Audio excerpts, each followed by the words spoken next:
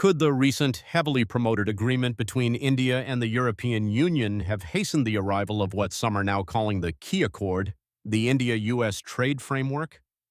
It has indeed arrived, announced by Donald Trump and welcomed by Prime Minister Modi, though the precise terms are still somewhat unclear. While we await comprehensive official data from India, Trump naturally proceeded with his own assertions regardless. Chief among these is the claim that India has agreed to stop buying Russian oil. The Kremlin has declared that New Delhi has expressed no such intention so far, and Modi's own social media post made no reference to the topic. Therefore, as previously stated, we are still anticipating some definitive particulars. Commerce Minister Piyush Goyal should be releasing them to the public even as we air this broadcast, and we will bring you those details as soon as we have them. I am Barka Dutt, and you are tuned to Mojo Story. Donald Trump and Narendra Modi have moved past months of tension to announce an India-US trade pact. Import duties have been cut from 50% down to 18%, essentially meaning the retaliatory tariffs imposed on India for procuring Russian oil have been canceled. Trump's personal statement asserted that India agreed to halt Russian oil purchases, but Modi's own online comments, though applauding the excellent news of this trade arrangement, made no specific allusion to Russian oil imports. Only moments ago, the Kremlin indicated it also possesses no such information. However, Reuters reports that India's imports of Russian crude declined by 22% in December compared to the month before. There have been political aspects and consequences associated with this development as well. Modi was celebrated today by NDA members of parliament, and this agreement is widely viewed by his supporters, and I might add, Indians of various political persuasions, as a significant victory for the Modi government and the country. Conversely, Rahul Gandhi attacked the Prime Minister, calling him compromised and accusing the government of surrendering to Trump. Are there genuinely subscribers to that viewpoint? Well, C Voter has conducted an immediate poll, and we will attempt to present those findings shortly. In the meantime, allow me to introduce our guests and start the discussion. This is major news. Prasad Devori, an entrepreneur with a green card who therefore resides in both India and the United States, joins us. Welcome, Prasad. Tavleen Singh, a veteran journalist and columnist known for being direct and outspoken, is here. It is great to have you with us, Tavleen. Sushant Sareen, also recognized for being just as forthright and provocative, is back with us. It's good to see you, Sushant. Yashwant Deshmukh is also here, and as mentioned, there is a very intriguing C Voter Snap poll. I have reviewed some of it, and Yashwant will share further details. There was commotion in Parliament along with celebration at the NDA parliamentary meeting, as opinionated Indians are debating what this deal truly signifies. Let us get reactions, starting with you, Sushant. How do you perceive this situation, considering we do not know what transpired, what changed Trump's perspective, or if we should trust Trump even now? Trust is a significantly overrated virtue, but I believe what we have secured is a deal, and we have secured a reasonably good one at that. It is not a perfect agreement, as there is no such thing as a perfect agreement, but I think we have achieved a fairly beneficial arrangement regarding tariffs, at least concerning the countries we compete against in product lines where we are competitive. We now hold an advantage, even if it is merely a 1% differential. There is considerable dissatisfaction here regarding the fact that we will be applying a 0% tariff to the Americans, while they will be charging us 18%. The reality is that everyone Trump is forging a deal with is applying a 0% tariff on American goods, so there is nothing extraordinary about that aspect. If we are also charging 0%, it establishes a level playing field. I think what we have managed to accomplish, and this is again partly information and partly speculation, is significant because this trade deal had been under negotiation for years and quite intensively over the last year. At one point, the trade agreement had been presented to Donald Trump, and he had rejected it. Subsequently, they returned to the drawing board and renegotiated it around November or thereabouts, which is the time frame Piyush Goyal had indicated for concluding the deal. The negotiators had finalized the agreement, worked out every detail, and it is not merely about the headlines Trump has posted on his Truth Social account. It is a much more complex and extensive deal than what he has signed with some other nations. Certain sectors have received protection, certain sectors have been exempted, and certain sectors will be subjected to tariffs. Therefore, it is a rather complex type of agreement. Under the circumstances, I believe we have secured a reasonably good deal. Whether this will endure or not is anyone's guess, as Trump can be quite capricious.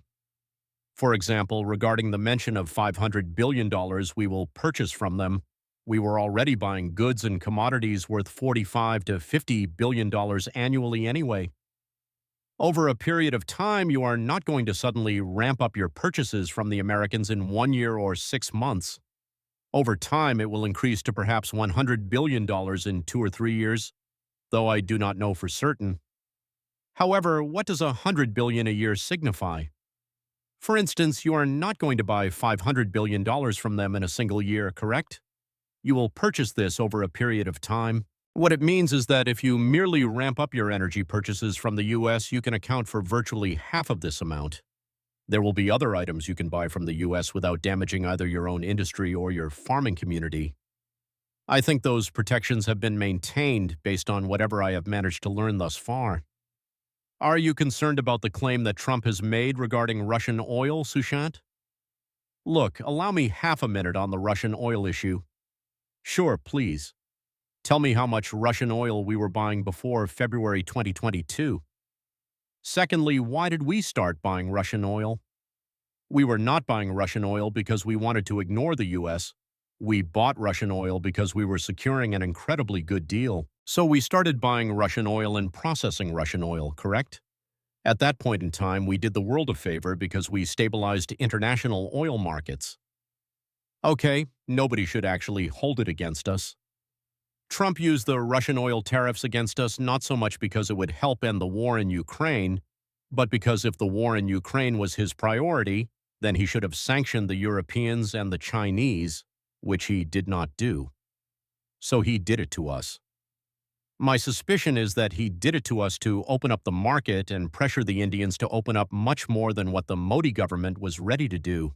I think on certain issues the Modi government held its ground, rightly or wrongly, I am not getting into that, but they held their ground because they wanted to protect certain vulnerable sections of the Indian economic ecosystem. So, okay, regarding the Russian oil, as of now, the price at which Russian oil is available does not really offer us any major advantage. Buying Russian oil, we could just as well switch the supplies from Russia to some other country and buy that oil instead.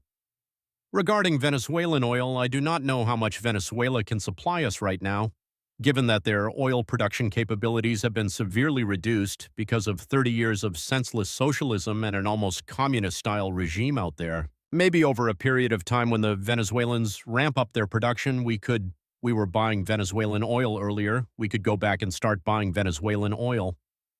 If the Russia-Ukraine war ends, perhaps the Russian oil will continue to flow because those sanctions will not be on Russia anymore. Therefore, I think let us see how this situation evolves rather than indulging in the kind of knee-jerk reactions that many people have. Fair enough. I want to welcome Rajat Sethi also to the broadcast. It's good to see you, Rajat. Tavleen, let me come to you immediately. How do you view it, knowing you are among those who have always maintained you must trust America more than you can trust Russia? Actually, Yashwant's data holds some very intriguing findings on whether Indians share that opinion. However, trusting America is distinct from trusting Trump, and Trump has shown himself to be entirely whimsical, volatile, and unstable.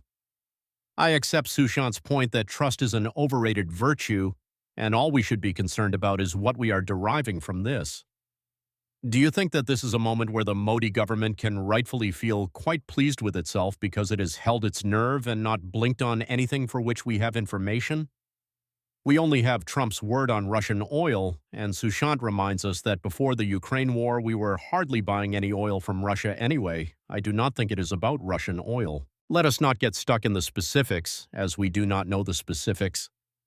What I am actually very proud of as an Indian is that we did not give in, we did not beg, and we did not argue about his assertions when he went on about how Operation Sindhu had been stopped and how that ceasefire was brought about by him. I think that the Indian government and the Indian Prime Minister behaved with great dignity and restraint.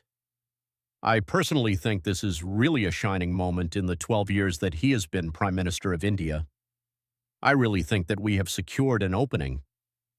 To me, it is almost as significant as when we finalized the nuclear deal when Manmohan Singh was Prime Minister. I think this is a very significant move in the right direction. As you know, I do not like dictatorships, and no matter what Trump does, he is never going to be Putin. So, as far as I am concerned, the closer we get to America, the better it is. We have, as consumers, been treated very badly by our government, constantly. I tried to import a notebook. I keep a journal every year, and it faced a 150% duty, so I had to quickly try and cancel it. I mean, that is how ridiculous it is. Something as small as a little leather notebook attracted a 150% duty. So we need to stop that so that our consumers have access to better products and that our producers can benefit. I am actually speaking as someone who comes from a farming family. My brother is a farmer, and they are not that afraid of competition. It would help them, it would open markets for them. And I actually think that Indian businessmen can compete, which is what I am trying to say. Indian farmers can compete. It is not the marginal farmer that is selling anything in the market anyway. We are talking about a very small group of farmers, and as far as I can see, they compete. My brother is certainly not on the breadline, I will tell you that. So I think they are quite open to competition. Can I ask you, since you said this is a shining moment for Modi and you believe that the Prime Minister has conducted himself with great dignity, I do agree that the refusal to be drawn into public arguments with Trump and maintaining a sort of dignity through it all has been very different from, I would say, most of the world. We have seen the Europeans fall in line like school children and then actually have their setbacks anyway. But what do you say briefly, because I want to go to the others, about Rahul Gandhi saying the Prime Minister has compromised, which is what he has said today in Parliament? He also said India had a dead economy. Now we should get Yashwant to conduct a poll on whether Indians think that it is a dead economy. I think that is a subject for another day. I think Rahul Gandhi really believes that everything Modi does, he must oppose. He does not see himself as an Indian who might welcome some gestures or some good things that the government does. He sees himself as a permanent enemy of Narendra Modi personally, which is why he continues to lose elections. Rajat, let me bring this to you. I kind of agree with Tavleen that we should not lose this moment in domestic politics, but since it has become a kind of commotion in Parliament, I did bring it up.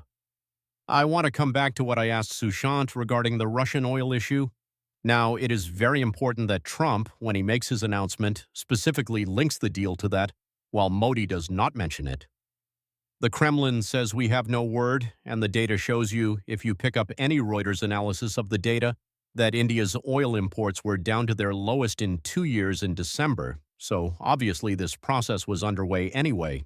To those who might ask why the Americans should decide who we buy oil from, why they are telling us to buy from Venezuela, why they are telling us not to buy from Russia, and what happened to strategic autonomy, what would you say?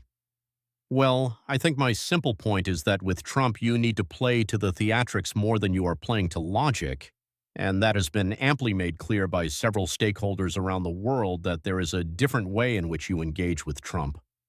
Clearly, a lot of data points exist indicating that Russian oil imports will continue because dependency on Venezuela is just not possible, at least in the foreseeable future or at least for the next year or so. There are no American oil firms that are going to go out and drill and successfully refine and send it out, or even send the crude to us. It is just not practical. So that is where I think a lot of commentators who are trying to read too much into it should be worried more about what report Ambassador Sergei Gorshkov sends to President Putin instead of President Trump himself worrying about what India is doing. President Trump is in a hurry. He has perpetually been in a state of hurry, especially in this term, and I believe he was just desperately in need of a bigger win versus India. He wanted to claim something momentous, something big in numbers, like the $500 billion he tweeted about. That is what he wanted as a win. I think both sides, Indian and American, were able to converge onto that number and give him a win, and that has happened. There is still a lot of debate and discussion around the major issue, which is agriculture. I still believe that the finer details will eventually come out. I don't see this as a lose-lose scenario for both countries. There will be a space that will be carved out where both countries and farmers on both sides tend to gain in some capacity. India will find its space to manage that fine balancing act without being in the headlines. But the billion-dollar question is what made Trump change his mind? And I don't know that we know the answer to that. Rajat, any guesses before I come to Prasad and then Yashwant for your immediate poll? I think it is the EU deal. When you see that India is marching ahead, the poise and seriousness with which India handled its foreign policy is absolutely commendable. There were a lot of criticisms thrown at the Indian government regarding the way they were dealing with and handling foreign policy over the last year or so. But the entire patience with which the MEA and the Indian establishment relied on strategic patience, waited for the moment, and started building on the levers around which you can possibly come to a negotiated agreement was key.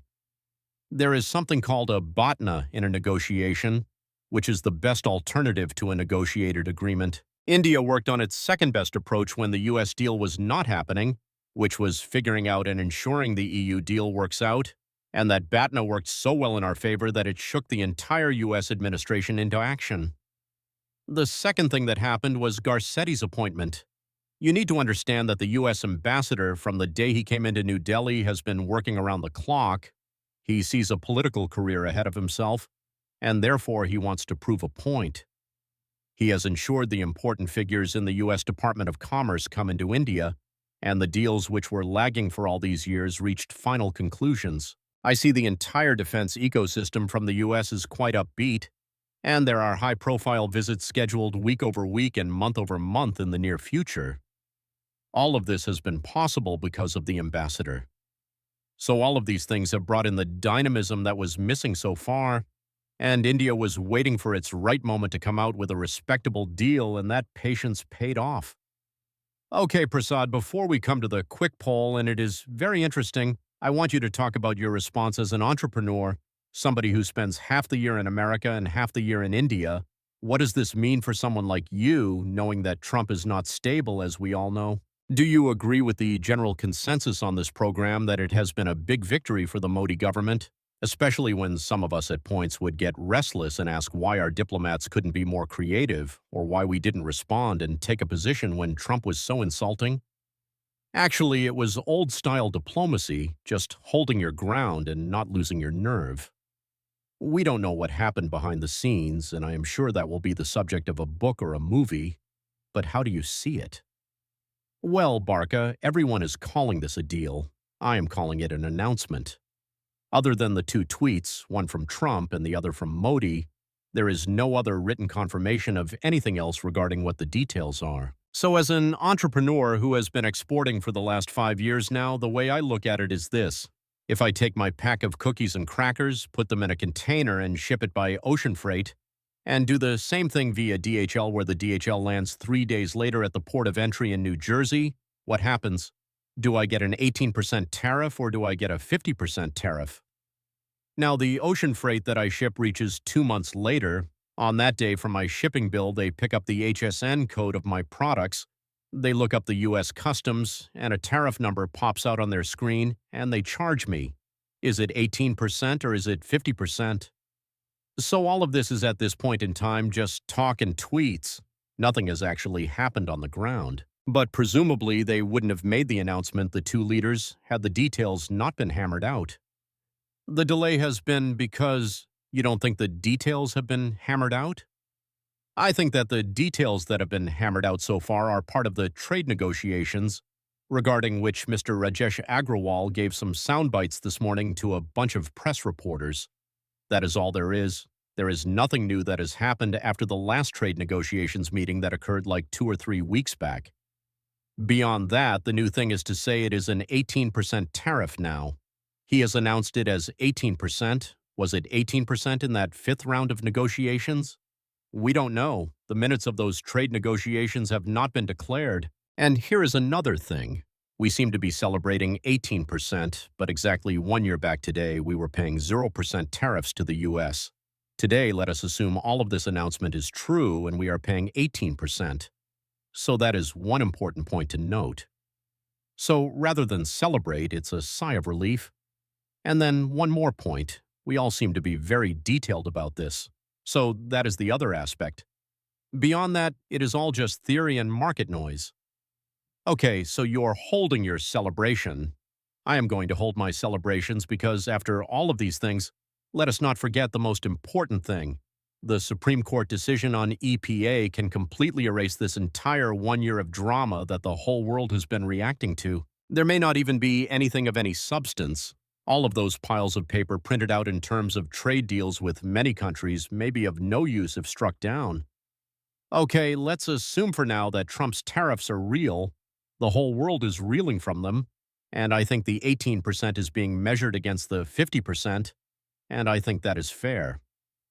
I know, Rajat and Sushant, everybody wants to react to your saying the celebration is premature, but I want to bring Yashwant in. Yashwant, you have very quickly done an immediate poll, and I picked up 2 or 3 points because the data has just come in, so we were able to pick up just key findings. I want to come to the first point. How many people see this totally as a victory for the Modi government? If we can move to the matching banners on that question and have that detail up. Yashwant, I am actually going to ask you to elaborate on these figures. 48% of NDA voters. Could you zoom in on the relevant part?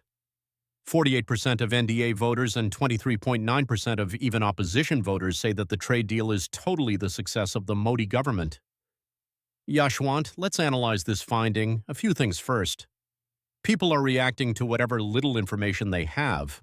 I mean, they have exactly the same information Prasad is indicating, which is the minimum that we possess. But having said that, people are also understanding this is something that was really stuck for a long time, and rather than understanding the specifics of what percentage applies where, people are largely looking at this as a positive step or positive breakthrough. Yes, that said, after all is said and done, what Tavleen mentioned is true. There is partisanship to everything and anything happening in India, and that is visible when Mr. Gandhi is determined to oppose anything and everything Mr. Modi does, then obviously that filters down to their supporting groups as well. So we can very well see that the BJP or the NDA supporters have a contrasting opinion from the opposition or the Congress supporters. But beyond that partisanship, I cannot help but see there are some trends. For example, if you look into the age groups, the more elderly, the more mature people who have seen the world and know how things have gone through the years are welcoming it. The youngsters are kind of still holding back, thinking, okay, something is happening, Trump is saying something, and something may happen or something may not. But largely speaking, with education and with age, I am observing that people are more in a mode that is not exactly celebratory, but let's say more excited or optimistic about the way things are going. The world has been in turmoil in any case, not just because of Trump, but otherwise as well, and people see things in comparison. I mean, it is easy to say that we should not celebrate because Pakistan is at 19%, and Pakistan in any case is not a competition to us. The question is, if we are talking about the textile group and other things, how much Vietnam is paying and how much Bangladesh is paying, and are we in that competitive market or not? So Pakistan or no Pakistan, everything we are looking at regarding the tariff thing from the exports perspective matters. And Prasad, please correct me if I am wrong, even in the sector that you are dealing with, you would probably compare it with your competition to determine whether it is 18, 28, 50, or whatever, and how you are eventually going to sell it to the U.S. So a lot of details have to come out. I am sure that this is just day one, and we are only reacting to whatever the 2 tweets have stated.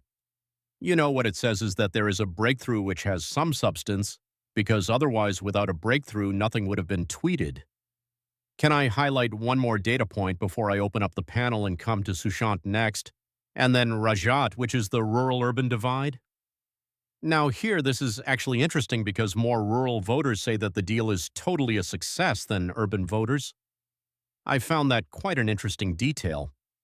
Well, let me say this one thing, Barka, regarding the way people are looking at rural India. Somehow I believe that they are unable to understand that there is a bigger middle class in rural India than in urban India. Let's face facts. Number 2, regarding that education and understanding factor, the way people are looking at rural India, Tavleen was exactly right. Indian farmers are not really afraid of that opening up, including the farm laws. It was only a section of certain farmers in India who were opposing it. The rest of the farmers, when we were doing the farmer survey at that point in time, were actually welcoming those farm laws. So Indian farmers are not really afraid of that opening up. Somehow, let's debate. But having said that, we asked actually 8 questions in the quick poll today, Barca, and in 5 out of those 8 questions, we could find the partisanship. Did Modi do well? Are you optimistic? Will this happen? I want you to hold the suspense on the one question on which NDA and opposition voters were absolutely unanimous. We are going to hold the suspense on that question because it's very interesting. The one thing that BJP and Congress or whatever non-BJP voters agree on, Yashwant, we'll come to that, but let's get reactions. So okay, we have this detailed data emerging on the response of people. Rural India is actually even more welcoming of this trade deal than urban India, with a certain partisanship, but not on all issues. Sushant, let's bring you into Prasad's point that we are only looking at an announcement right now and we don't know the specifics. How do you respond? No, that is a statement of fact that Prasad has made, that what we have as of now is an announcement, and we do not have the specifics. For a businessman, look, I am just an analyst. He is the guy whose money is involved. Okay, so he will look at the specifics. He will look at exactly what the tariff lines are and exactly when they are going to be coming into force. He will be looking for that kind of information, which is clearly not available. All I can say is that as far as I know, and maybe I am wrong or was given the wrong information, this is a pretty comprehensive deal that was negotiated with the Americans. This has now received Donald Trump's approval. I don't know if there were any last-minute tweaks in it, but it is a written negotiated document on which they have given the approval. Whether this applies to the Supreme Court case in the U.S., I haven't followed that. I am not aware of that. Whether this will come into operation through an executive order, I do not know about the American system and how that works. But just as far as the terms and the deal are concerned, it is a pretty comprehensive one from whatever I have learned. Second, what we do know is that yes, there will be some differentiated tariffs, but I think on average it is going to be about 18%. So many of the sectors which were being taxed at 50% or thereabouts will see their tariffs come down to 18%. And this includes very important sectors for us like the textile sector, auto auxiliaries, some of the engineering goods sectors, and then gems and jewelry. These are sectors where large numbers of people were employed and their jobs and businesses were in danger. So this trade deal certainly gives them a lot of relief. Second, on Prasad's point, where I think I disagree with him, is that yes, his product goes into the U.S. 18% more expensive, but frankly that is, for the last 70 years in India we have been paying those excessive tariffs which Tavleen was speaking about earlier. So if the Americans are now going to start paying 18%, 20%, or whatever excessive rate he has announced, that is their problem, not my problem. So I think Yashwant makes a very valid point on that, but I think what is important for me, and this is again where I agree with Tavleen, is the way we negotiated this was that we had certain conditions, and from whatever I have learned, we haven't really compromised on them. Yes, some parts of the agricultural sector we have opened up. Some of it had already opened and some more would have been opened up, but there is a reason for that. For example, how much corn do we consume? But if we were to buy American corn and convert that into ethanol, and in any case we now blend our petroleum with 20% ethanol, so yeah, you can do that. Soybean might be used for cattle feed or it will be used for something else, but there is a limit to how much we will buy because there is a certain market limit to what will be consumed here. We just can't keep buying that stuff which the Americans want to sell, but I think it is very important that while we were holding our ground, we neither threw a tantrum like some of the others were trying to do, nor did we engage in what was expected by the general public, that immature kind of behavior, that nonsensical bravado in very critical negotiations. We didn't indulge in any of that. But I think we also did a very important thing, which was to keep the door open to negotiations. And that is what good diplomacy is all about. That is what good negotiating is all about. You don't close the door and yet you engage with other partners to convey to the other person that if you don't want to do the deal, yes, it will create problems for us, and yes, the U.S. is probably the single most important market for us and for everybody in the world, but we will look for other partners. We will try and adjust. And once that adjustment happens, then, boss, you are going to be left behind. So I think there was a certain amount of strategic signaling as well, the EU trade deal being one of those signals. So I think on the whole we played it well, and at least on the face of it, it looks like a win-win for both the US and India. So look, we are waiting for more details. The Commerce Minister is speaking right now, talking about Rahul Gandhi and the opposition disrupting Parliament and explaining why he is speaking outside. Why is he wasting his time on Rahul Gandhi? It is like some commentary on, I don't know why I missed that. It's like irrelevant reviews of films. You know, Rahul Gandhi should be a serious political leader, as was said. You talk about substantial issues, allegation files, people targeting somebody like Hardeep Puri. Look, some connected individual was the go-to guy for getting doors open. People who went to him did not know what his character was. They did not know of his personal behavior. Let's have a separate show on controversial figures. I want to stay on point. When you have a trade deal, a budget, and the president's speech to talk about, there are enough issues on which he can take up the fight on behalf of the opposition. But this kind of behavior is pretty immature, if you ask me. I was just explaining that Piyush Goyal is explaining that the reason he is speaking outside Parliament, though Parliament is in session, is because of what happened with Rahul Gandhi and the opposition. He said they behaved unacceptably and rushed the Speaker's chair. He strongly condemned the opposition and Rahul Gandhi because of whom they had come there to give this information. Right now, we don't have much more detail, except that Piyush Goyal calls this the best deal that India has received compared to all our neighbors. Now I want to bring in Tavleen, Rajat, Prasad, and then we'll come back to Yashwant on that one point of consensus in his quick poll. Tavleen, I know you're not a fan of Putin and I know you're not a fan of dictators, but are you at all concerned about those who have commented throughout this year that India had tilted too much towards America? And that was the problem, and are you concerned that may have happened again in accepting some terms on Russian oil? Or do you think it's a non-issue? I think it's a non-issue. You know, I belong to that generation where if you said you think an American brand tastes better than a Russian one or whatever the Russians had, they called you a CIA agent. You couldn't write an article in the 70s that said we don't like communism. If you wrote that, you were a CIA agent. So this fear of America, which I've always been puzzled by, why we're so scared of a country that has a democracy and can criticize their own president every night on television, and we're not scared of a total dictatorship like Russia, is puzzling. And regarding Russian oil, it has come down in any case, as everyone has said before, we didn't have it, so we can do without Russian oil. We can do without Russia, actually, frankly. Stop taking their low-quality arms. I actually really believe that we should stop dealing with the Russians. They have given us poor equipment, whereas the Americans have much better military equipment, which is what the American president constantly boasts about. Let's start spending a few of those $100 million and increase it to buy that. I was going to come to Rajat and Prasad, but Yashwant, I think I have to come to you. Because the one thing that C Voter found is that it seems most Indians, irrespective of voting patterns, agree on one thing. Can you change the banner so that we can show the data? It is an extraordinary finding on Russia. Is Russia more reliable or the United States? 65.4% of NDA voters and 65.7% of opposition voters say that Russia is our friend. It's remarkable. I mean, as I mentioned at the start, we asked 8 questions today, and out of those 8, 5 questions went the partisan way. 2 questions kind of blended in a way. One was whether this will have an impact on local manufacturing, and for right or wrong reasons, they said yes, it is going to impact. Then one thing which merged was whether it is due to China or if it is a standalone thing. Majority of Indians also felt that, okay, this is a standalone thing and we shouldn't complicate it with India-China or American issues. But this one, look at the similarity.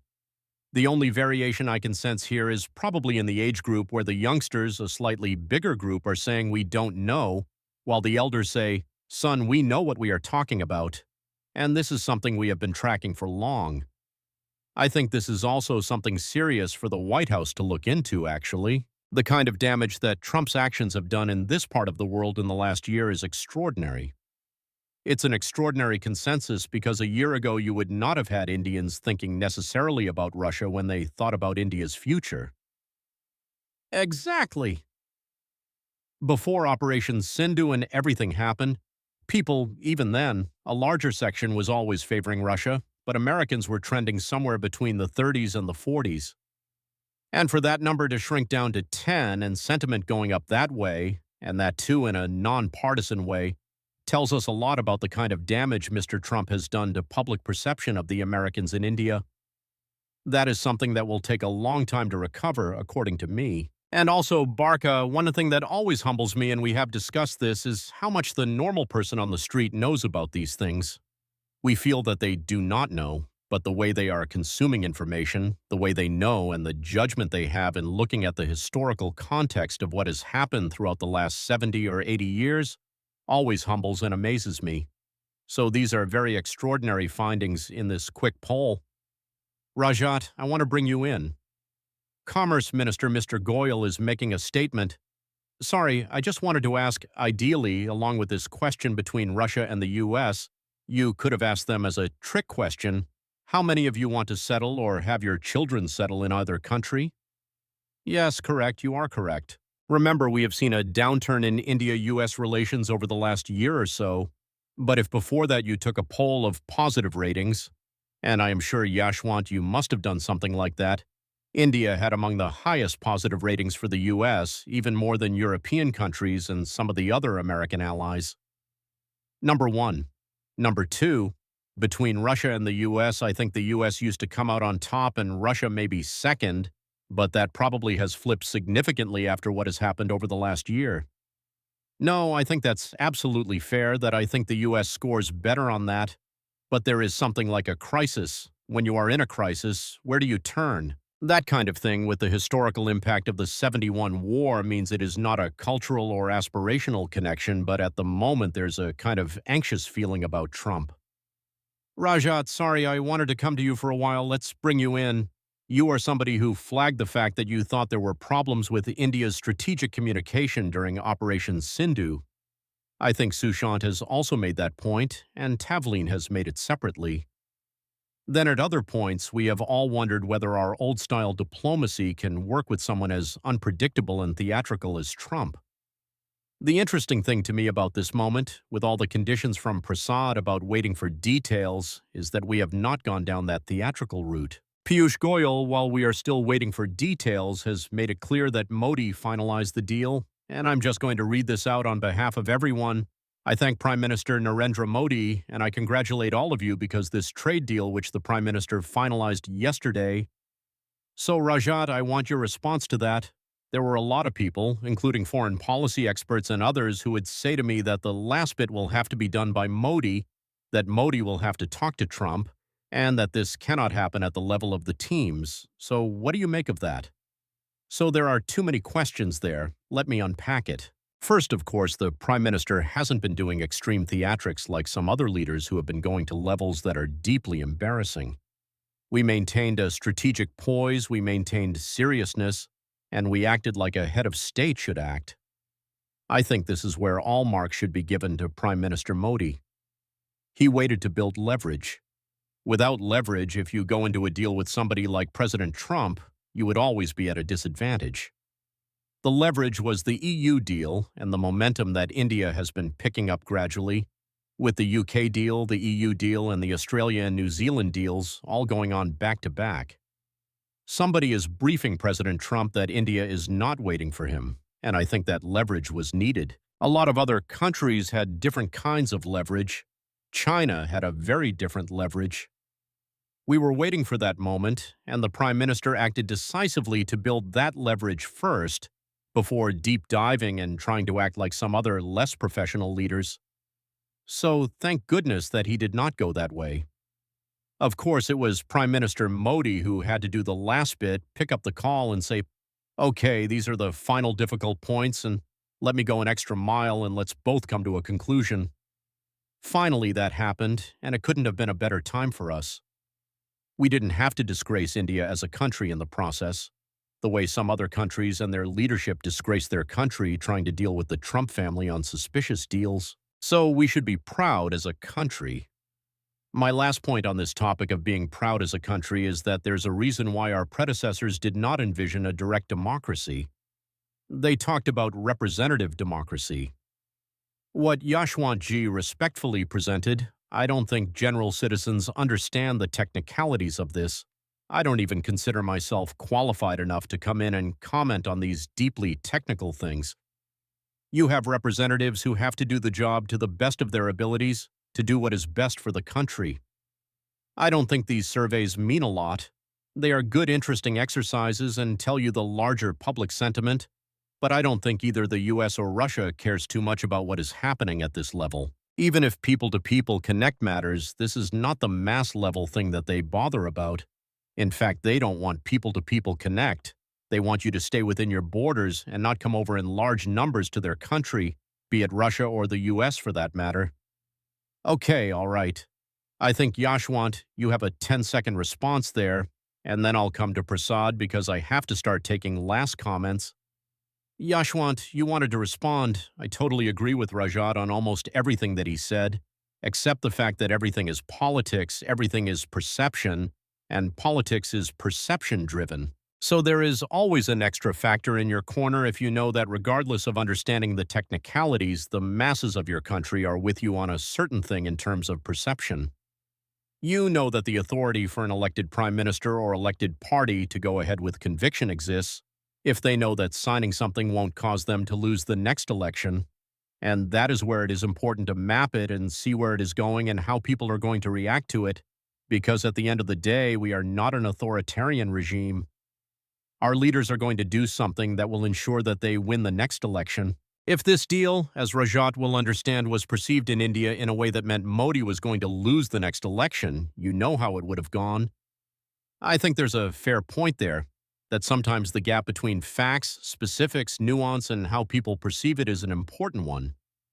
But I also agree with Sushant that if the follow-up question had been, do you want to send your kids to Russia or the US, the chances are 65% would have said the US. Meanwhile, Piyush Goyal is on the record saying that the sensitive sectors of agriculture and dairy have been protected. Prasad, we don't have the specifics, as you keep saying. The specifics are going to take some time to come. I'll just read that statement. I believe through the deal, our MSME, our engineering sector, all the players in our engineering sector, whether they manufacture auto components, electrical parts, or work on selling various types of engineering goods or plan to do so, etc., will all get numerous opportunities.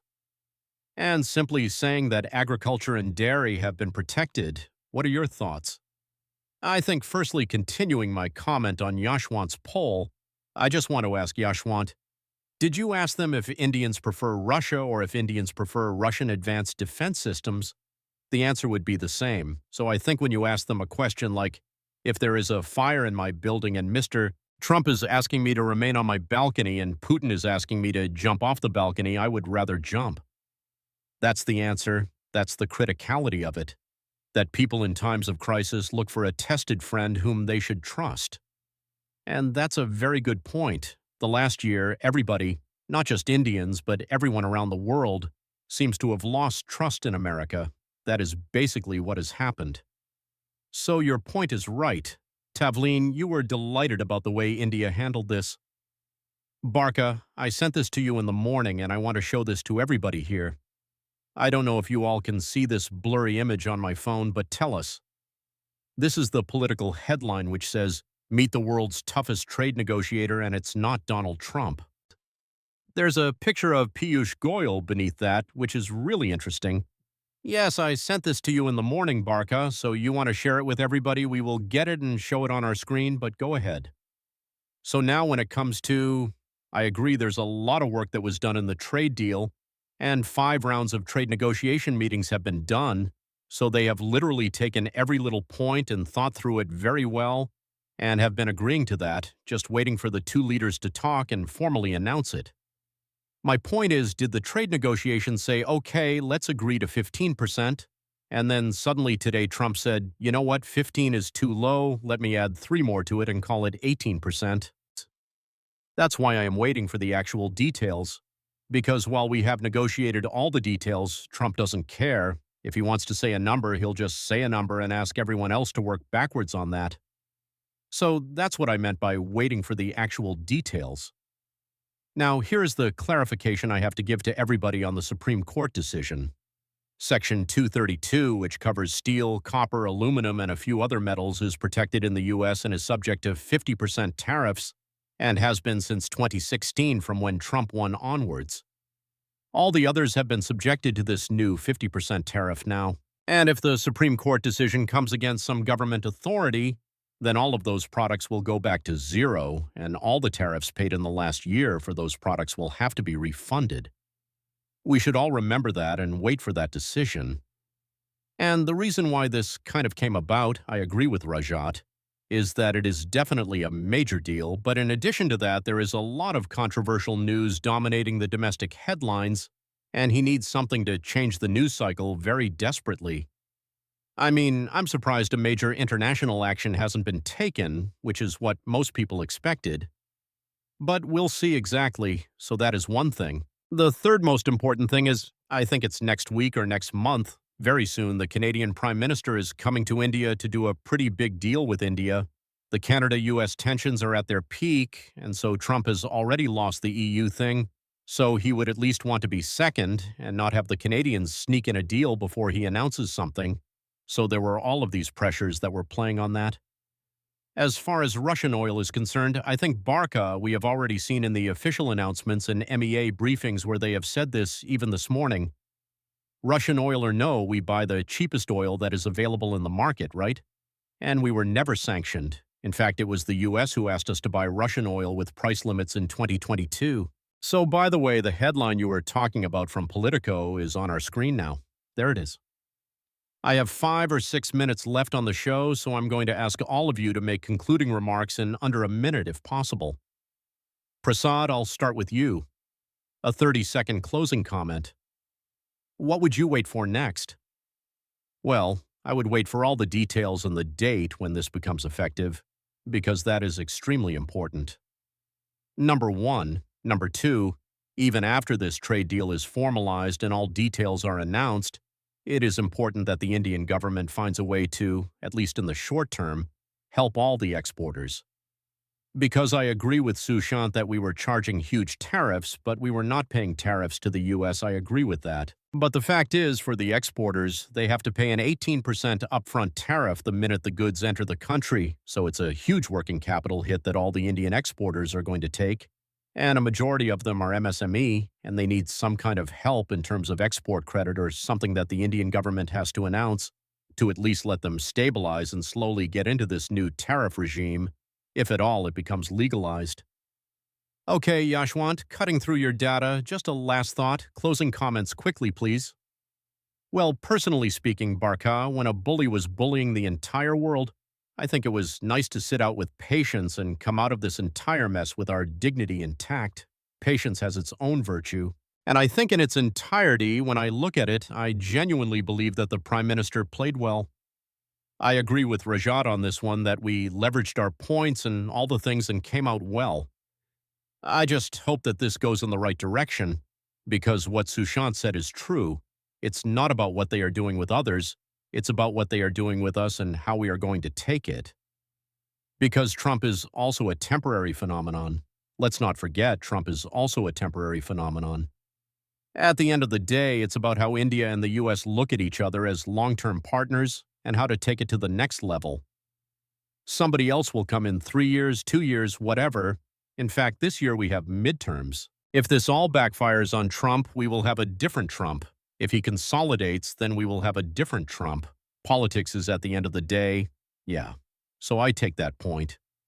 But to Rajat, Sushant, and Tavleen, regarding the larger debate in India on whether we had leaned too much towards the U.S., I'm curious to have all three of you respond to that. Rajat, I'll start with you. I don't think we leaned too much. In fact, we were on the other side. When the world was trying to lean in and try to show the best face possible towards Trump, we stood steady. So I think the way we've dealt past few months was quite good. And there have been a lot of changes in our dealing. We keep talking about the changes that our bureaucracy and the external affairs need to have. A lot of those changes, like having the right firms negotiating out and doing back-channel deliberations and outreaches, are happening. So we are firing on all cylinders, and I'm very happy on that count. I believe this should be our approach even when engaging with other countries. We have to be on top of it. It is a zero-sum game the world over, and we need to be giving it our best shot. Now the responsibility has passed from Prime Minister Modi back to the private sector. How you utilize this absolutely unique moment that India is currently welcoming is going to map out our next couple of decades. So let's all get on our job and make our best while the sun is shining on us. Okay, Sushant and Tavleen, closing comments from you. A minute each is all I have.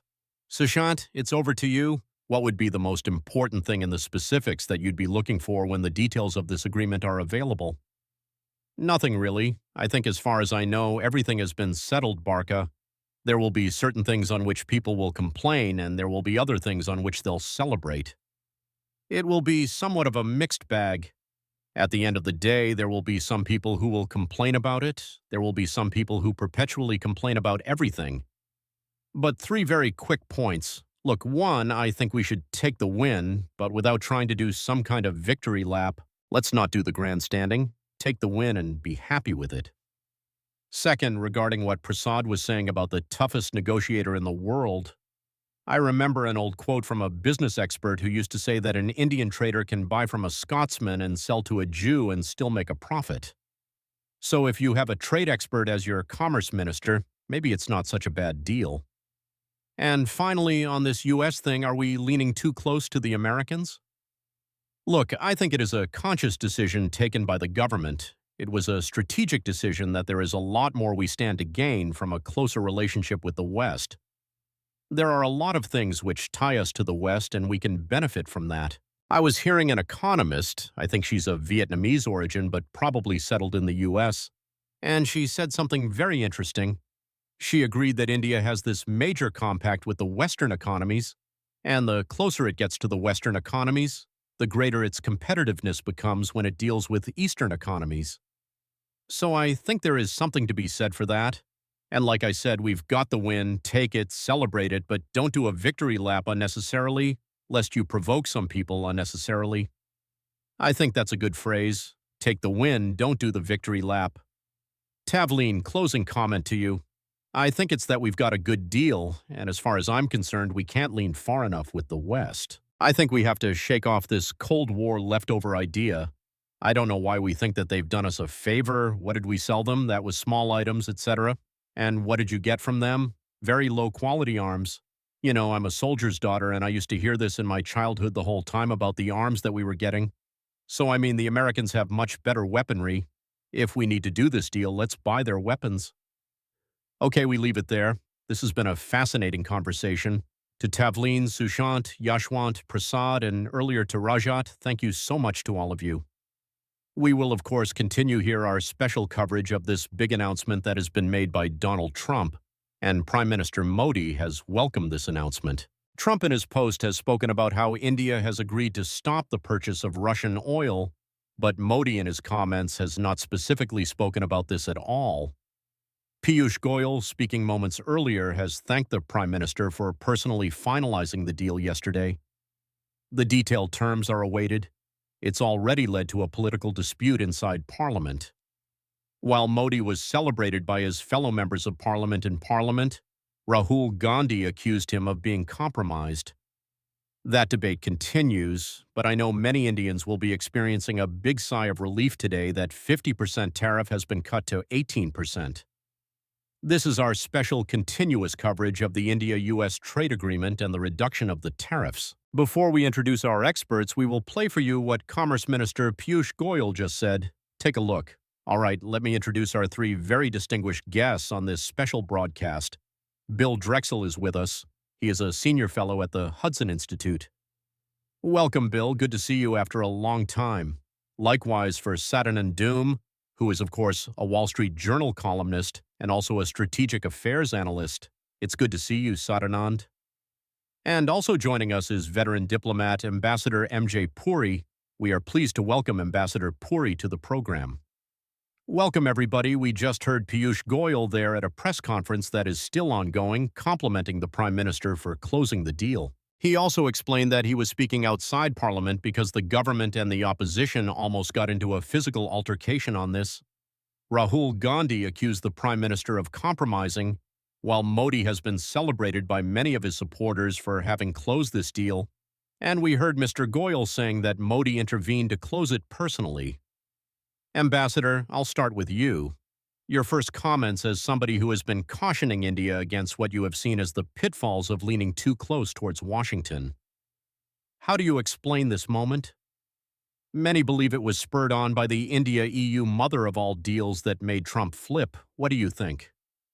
Barca, thank you very much, and thank you for bringing up this expression. Let's have a little laugh. I was supposed to be India's ambassador to the European Union, and you never called me when the mother of all deals was signed, and yet when the father of all deals was signed by Trump, you called me. Yeah, so I am laughing, enjoying myself a little bit. A good chuckle is worth it, yeah. The father of all deals has trumped the mother of all deals. Have you seen the Indian newspapers from the day on the 28th of January when the mother of all deals was there? And how slowly, but within a day or two, the newspaper headlines already moved to this. Look, first I want to say something to you very simple. I welcome the deal. I'm very happy. And why do I welcome it? It's not, let's forget this strategic business and all, come to that in a minute. I welcome it because this deal, along with the EU FTA, along with the UK one, etc., and they all will take time to come into effect, signals to the corporate sector in the West India's lowering of protectionism. India's being open to international trade and hence being a good place to do investments in, which is absolutely critical for our ideas of becoming a developed country by 2047. You can't do it without money coming from outside, and people don't invest if they think that trade is a barrier. There are pitfalls, etc.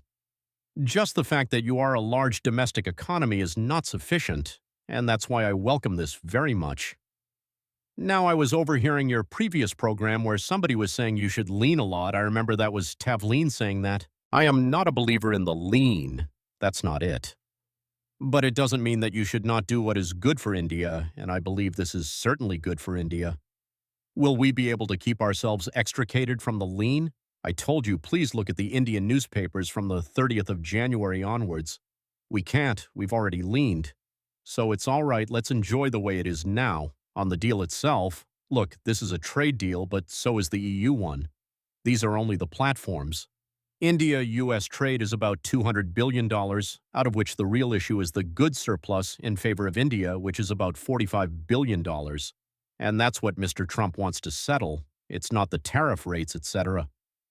Think about this, Barca. How long will it take you to raise your exports? Do you think tomorrow the textile guys will be able to export double the amount? Come on, it doesn't happen. People buy when the goods are good. What are the goods that you can buy immediately?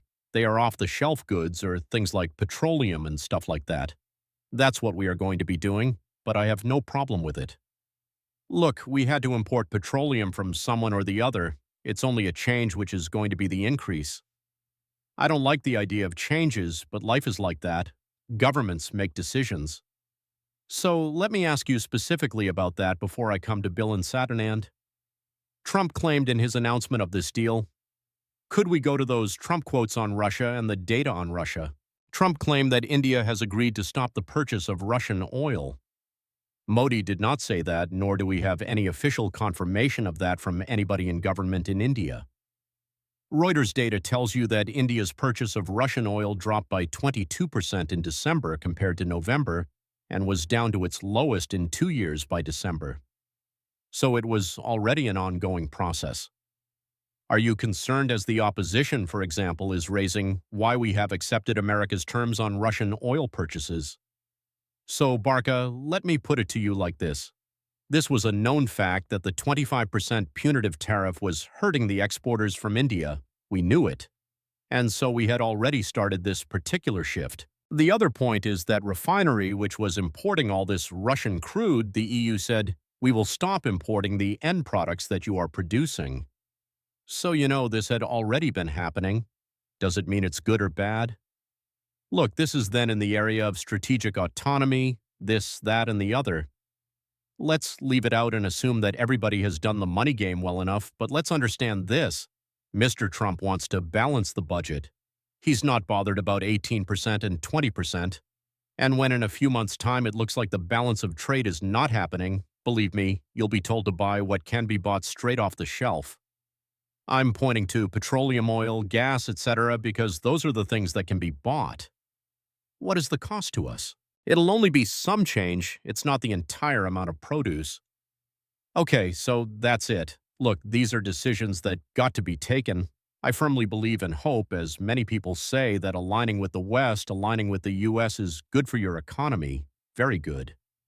But then please also remember the largest country in the world wanting to become the third largest economy. Hopefully, do think about this, at least for people of my generation, that there is a severe amount of importance that you shouldn't become dependent.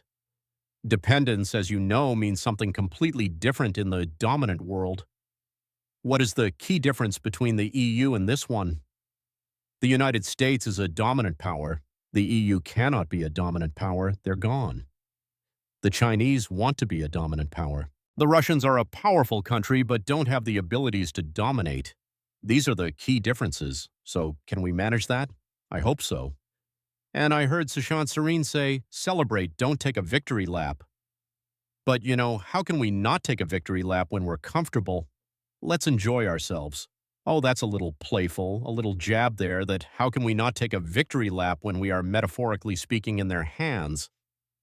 I think Sadanand, that touches upon the division in the domestic debate in India. Obviously, everybody is really relieved that the tariffs have been cut to 18%. It was impacting India's economy. Obviously, there's some sort of sigh of relief that maybe the daily Trump verbal attacks against India might reduce. It is a big win. Let's not take it away from India or the Modi government. And our diplomats often criticized for being too old style, not dramatic, not social media friendly, have done it in the old classic sort of way.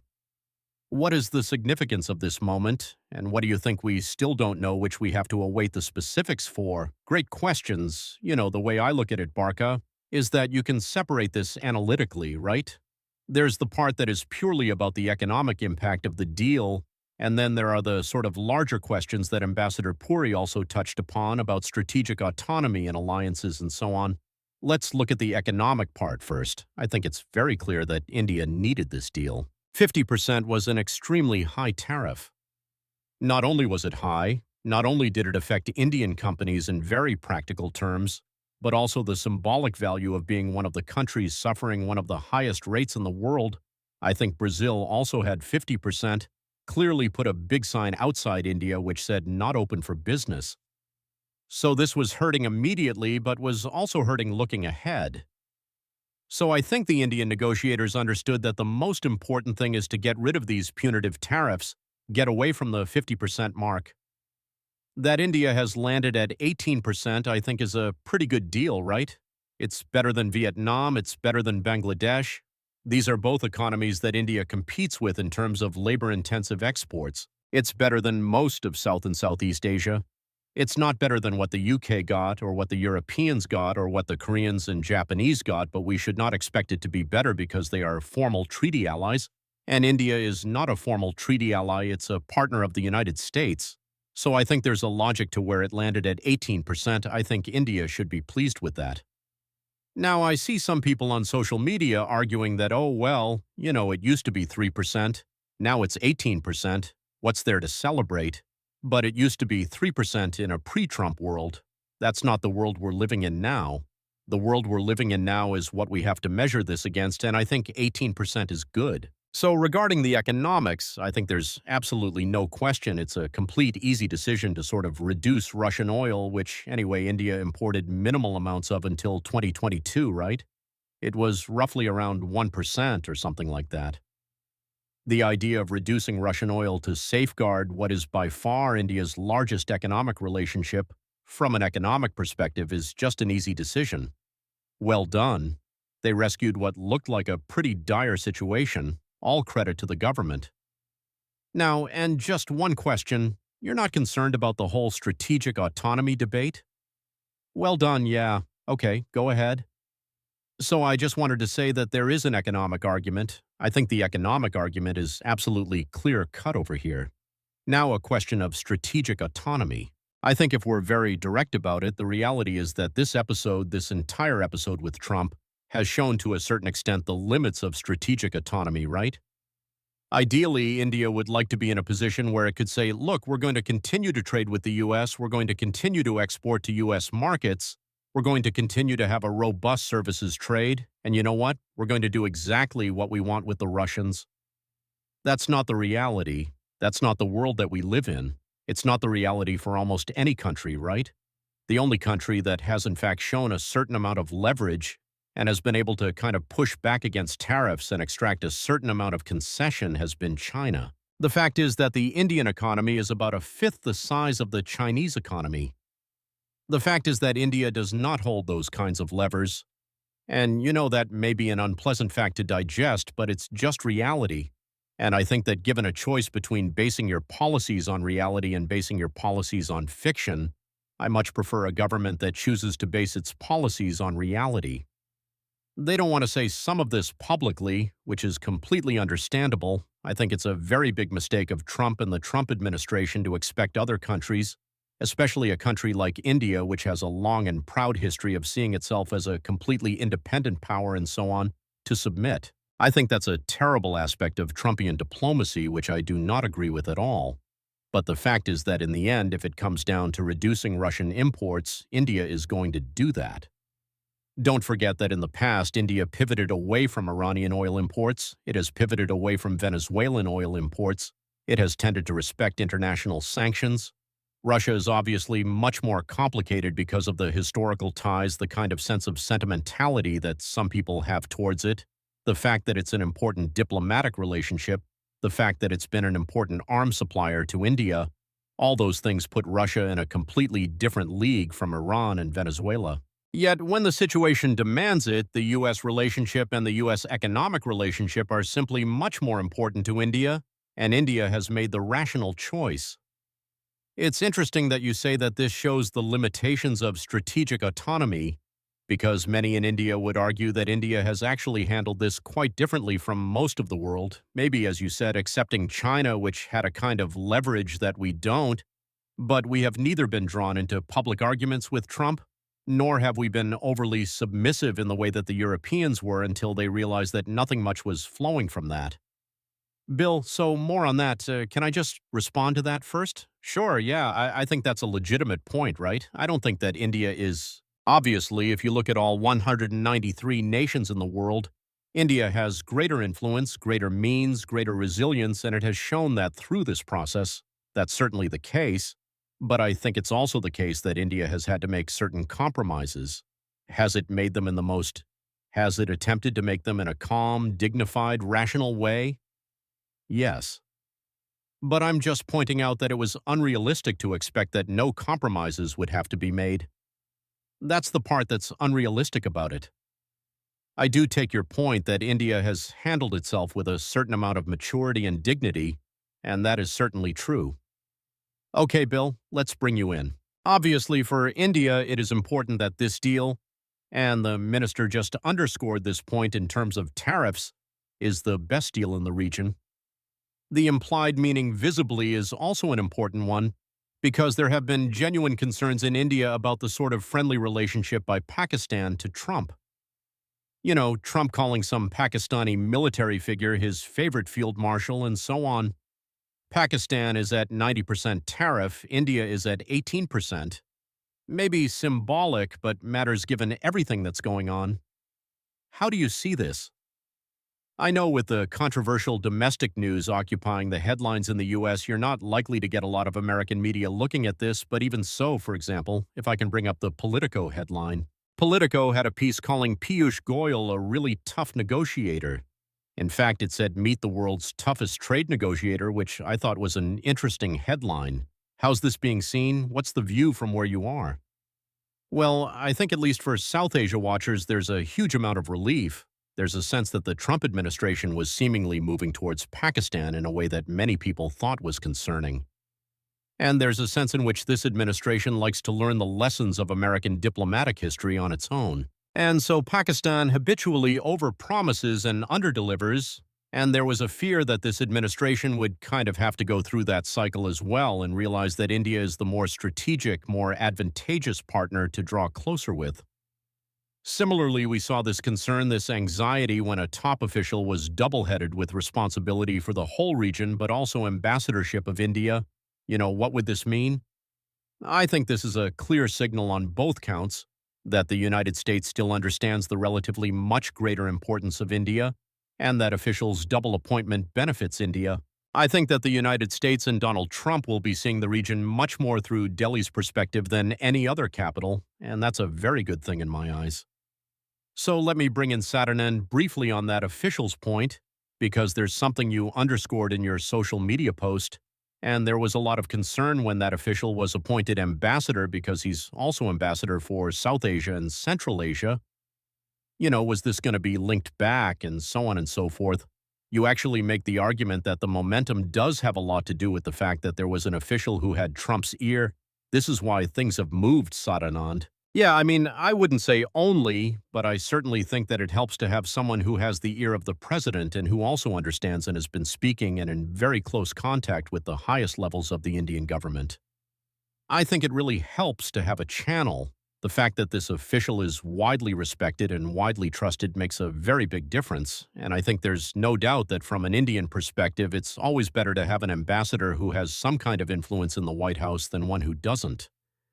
I was sort of thinking for historical parallels, and the one that came to mind in its own way, which is sort of completely different personalities, would be someone like historical ambassadors, basically a person who, and I'm not comparing them otherwise, they had completely different background and scholarly disposition and all of that. But I think the basic core idea that this is someone who the president trusts, who he has sent to an important capital, makes a difference. He's there to represent U.S. interests. He's obviously not there to represent Indian interests. That's not his job. And he is going to represent U.S. interests. But the fact that this is someone who has the president's trust makes an enormous amount of difference, and I think that difference is already showing. Okay, let me bring in Ambassador Puri now. More seriously, you've made a couple of jokes about leaning in, and what can you do? You've already leaned in, so now you've got to make the best of it. More seriously, I want to play out, look, Trump can't escape domestic politics, and nor can the Modi government, right? Domestic politics is playing its own part in all of this. Now, Rahul Gandhi has issued a statement, and Piyush Goyal has responded to it. So I'm just going to play out Mr. Gandhi's statement first, and then come to you. Take a look. Okay, I'll just quickly translate that for the benefit of Bill and others in our audience who may not understand Hindi. He is saying that for 4 months everything was stuck, nothing changed, so how come there was suddenly a deal yesterday? All of a sudden, the Prime Minister has compromised. He was under enormous pressure, and the farmers' interests have been compromised. That is the allegation from the leader of the opposition. The minister has responded to it, dismissing all of those allegations. But I just wanted to put the framework of domestic politics also within which all of this is taking place. Now, Ambassador Puri, to the serious question. The serious question is, how do you navigate a relationship with America? I agree with Sadanand that we need this deal, but Trump's unpredictable, volatile, capricious response to much of the world could mean that this could also change 3 months from now. Something else could have been asked for. I mean, there's a lot to be cautious of with Trump. I would argue that there's a lot to be cautious of with Trump, Barca. You are absolutely correct, and that's why not only me but others also said take celebrate, but victory lap, let's be clear. I don't want to get into this domestic politics of it. Barca, then each of us is simply stating his or her biases, so let me stay clear of that. And it was Sadanand. And by the way, Sadanand, I'm delighted to see you. I've never met you, but we have the same lineage. Sadanand's father was one of my seniors in the Foreign Service, but he used a word which I think in the course of his sentence he stopped using. It was a word starting with small g out there. I didn't use it. Okay. And that's exactly what's being hinted by others. It may have been the Trump administration's way of doing things, but let's leave all that out. Look, the way I look at all this, Barca, is this. This was a deal which was in your interest. Economically, it makes sense. Do it. That Mr. Trump has a mercurial kind of thing. Look at South Korea. You mentioned ally, you just skip something there, and will that happen with India? How can we say it won't happen? It may happen. And one of the things I will tell you that we need to be careful about is his social media posts. Not what you say is his social media posts. And when he says those figures of 500 billion, obviously it is not going to happen in 1 year. But please understand what the figures are. They are something like this. India and the US both export about 40-odd billion dollars of services, so the trade is equal on the good side. We export roughly about 120-odd billion, and they export about 80-odd billion. There's a $45 billion difference here. You know, if this doesn't start shrinking and he doesn't see it, he's not bothered about 18% and 20%. It is this question of balancing the trade or making it in favor of the United States. And I can tell you that's standard for the reasoning of the man. He's used tariffs basically to do this kind of stuff. Now, you and I can argue that who pays tariffs, it's your domestic consumer, but you know, his way of thinking is an old-fashioned theory in economics. But fine, if the people in America are accepting it, that's it. So how should we go about it? We've done the deal, let's take it forward, let's process it. And again, as I said, for me, the more important thing is not trade. Our trade is not going to jump. Do you think the chaps who are exporting garments are suddenly going to become the world's largest exporters of garments? No, it doesn't happen like that. What will happen is, on the trade side, we will be forced to import larger amounts. But it's okay, the difference is the delta. It's not the entire amount of imports that we would start saying, oh, we started importing so many billion dollars of U.S. gas. What the price differential between what the Russians charge India is, that's a cost. The bigger thing, as far as I'm concerned, is the signaling from all these deals that India is lowering its protectionist views, its protectionist way of behaving. That is, come invest in this country, it's a big economy, but more than that, it's open. You can use it to trade, you can do various things, and that is the big thing for us. You're not becoming a 10 trillion economy like this. We don't have the money by ourselves for an investment. Okay, so I want to talk a little bit about the geopolitics. I think we've spoken a lot about the economics. Ambassador Puri, I'm also going to request you to reconnect if you can while we play out Mr. Goyal's comments on Rahul Gandhi with a little bit of sound at your end. But Piyush Goyal hitting back at Rahul Gandhi, thanking the Prime Minister personally for finalizing the deal yesterday. I think that narrative is now on record that Modi personally finalized the deal. And I want to talk a little bit about that, but in this clip, have a look at Goyal lashing out at Rahul Gandhi. Okay, so that's Mr. Goyal there. Let me bring in Sadanand and Bill, and then I'll come back to you, Ambassador.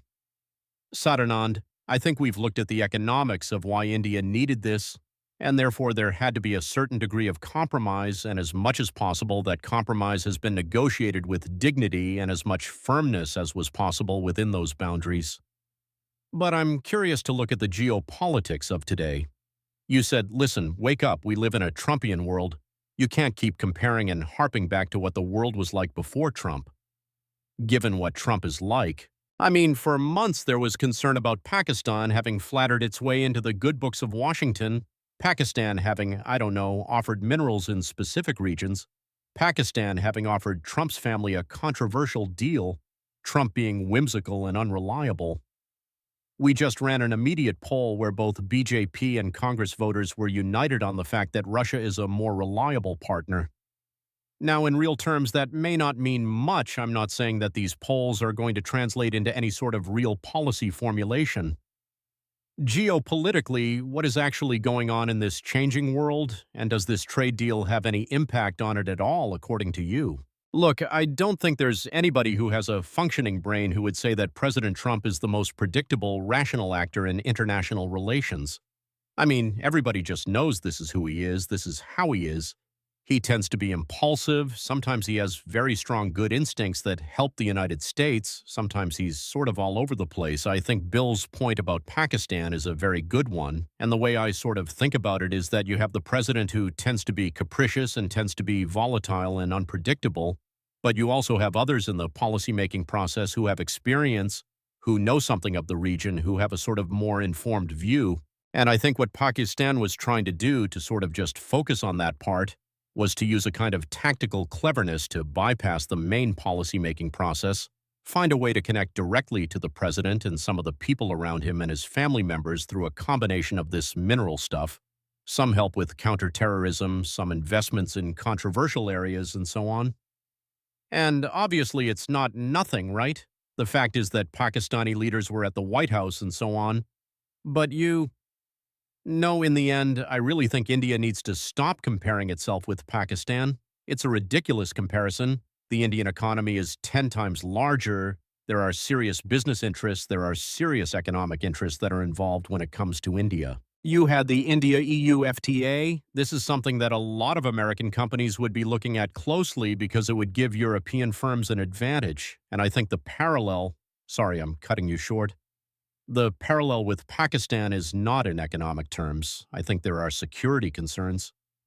We've just come out of a year where we saw a specific military conflict. There is a sense of Pakistan supporting terrorism again, given its unrest, given the unrest in specific regions.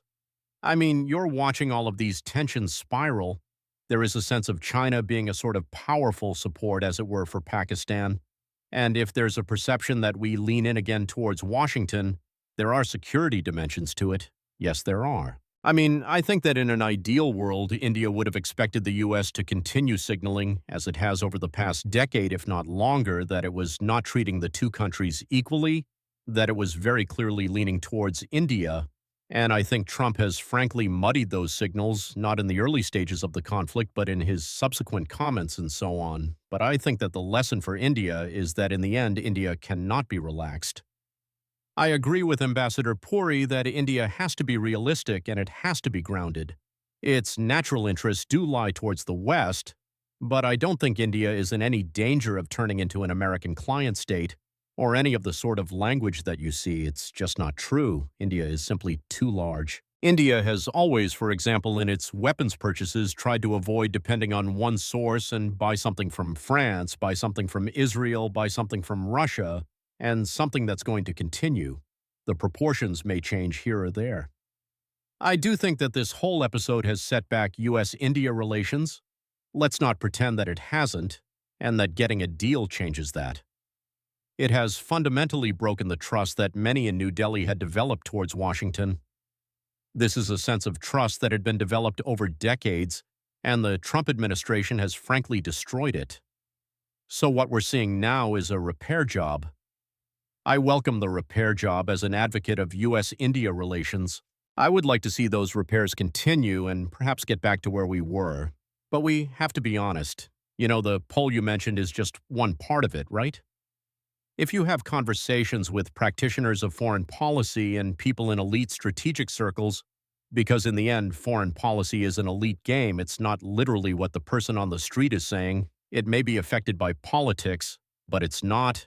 It's definitely true that there's been a setback, and in a way, maybe that's just the world we're all going to live in, where countries are more transactional and countries are more focused on what they can get now. And that's just the reality of the world we're going to live in for the coming years. That's fair. But Bill, the next question might be, is the quadrilateral security dialogue still alive, or is it a sort of idea dead in the water?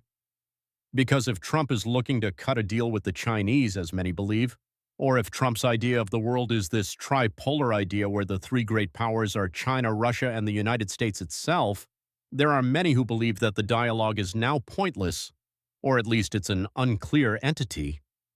How do you think, do you think Trump even has the bandwidth for it?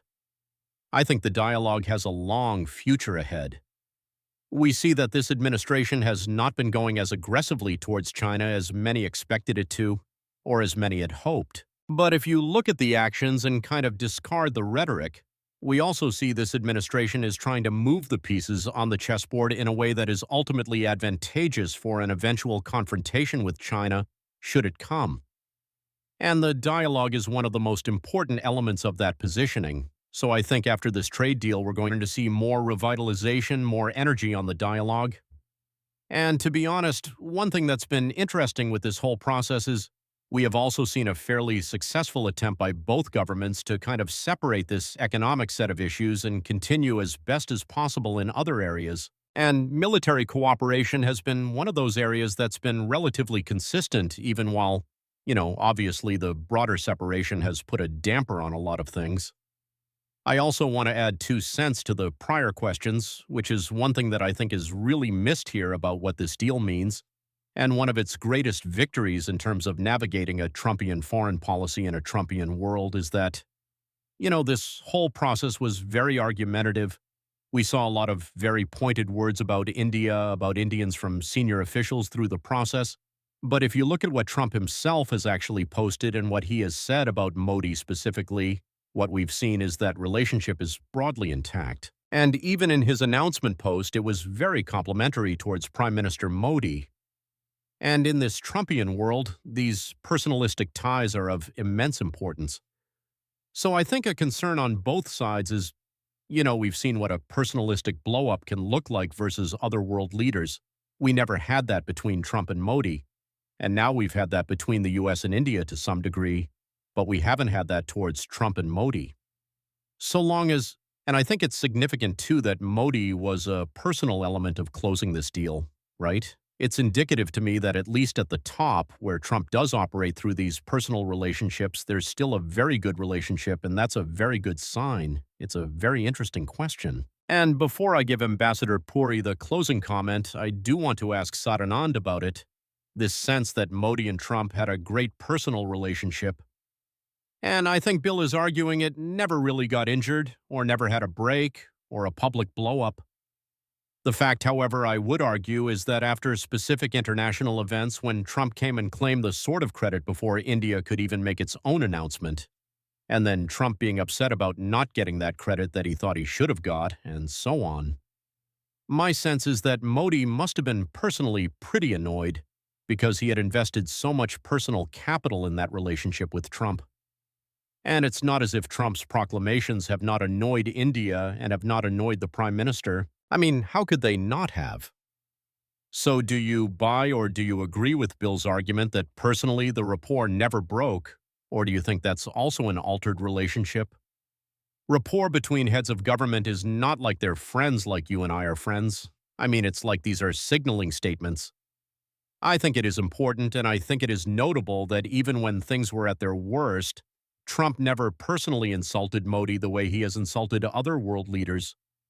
And I think what that allowed was, it's not as though that in and of itself prevented the relationship from going through a very rough period, and there may be other rough periods ahead, right? We can't sort of predict, but what it did allow was a kind of escape valve. The fact that the signaling about the top person from the very top of the administration kind of put a limit on what other officials could say or how seriously those words would echo through the system.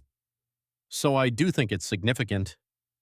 I don't think these are great friends who, if they were stranded on an island and had to find some other one person to hang out with, I don't think Modi would say, let it be Trump, or I don't think Trump would say, let it be Modi. So that stuff is just exaggerated for public consumption. But I do think the fact that Trump has consistently spoken very highly of Modi does have geopolitical significance, and it has allowed India to get to this point that it's got to. Interesting. Ambassador Puri, I'll give you the closing word. Our audience believes 80% of them, if we can bring up our poll, believes that the India-EU deal is what made Trump change his mind and gave India some leverage. Is that your assessment? Do you think that's what eventually brought us to this point? So, Barca, first one little joke. Please allow me to say that, chemistry obviously matters, but it doesn't matter to that extent. So I don't know about being stuck on an island. Who would want to be stuck with whom? But, you, in your remarks, mentioned this thing about two important figures. We end there, so I hope you understand the answer of this business of chemistry and who sees who has not. Okay, these are facts. These are some things that one must understand. How can people in India not think that this deal is good, and has the EU deal pushed them? Of course, there are lots of people arguing FOMO did it and so on and so forth. Yes, perhaps it did it. The same question was asked of me on the India-EU deal. Did Trump push them? I said, fine, I really don't care about this. I'm very happy that it has happened. FOMO or no FOMO makes no difference at all. But on the other hand, I think the fact that is very important is that for me, it signals well. It signals well in terms of the Indian economy. Forget this trade and all, that's only the platform in which it has happened. But yes, this question of whatever in good serious terms we call strategic autonomy, and I understand what Sadanand is saying, the world has changed, but so what? We are the largest country in the world in terms of population, the third largest economy. We know an economy which was the second largest economy for 25 years, and where it has went, and where it was at a time when it was the second largest economy even in the minds of a poor country like India. We need to be mindful of this. We need to understand there are lots of differences in our political setup, in political understanding, as should be the case in a large polity as we are. And I'm not going into those ones which are referred to by the opposition, but otherwise serious differences in thinking about India's placement. Barca, I remember one of your last things which I did, where you were telling somebody, there's something called self-respect. Nay, another person was talking about ego. This is not about ego, it's not about ego, but it's about placement of how you want to place yourself. And that's a little important. All in all, I'm so glad this deal has happened. The mother of all deals has happened. UK has happened. These are good signs for the Indian economy, in my understanding. Really good. Okay, I think that's the bottom line, and we can end on that note of agreement. We await the detailed terms. We have been told that a joint statement by both sides will be released later this week, and it should give us a lot more information. It is important to mention that the government has said that the key sectors of agriculture and dairy have remained protected. That is one detail that we do have out of government. And like I said, we need and await more details to discuss that more deeply. In the meantime, thank you to all three of you. To Ambassador Drexel, always a pleasure, and to our audience, thank you and see you soon.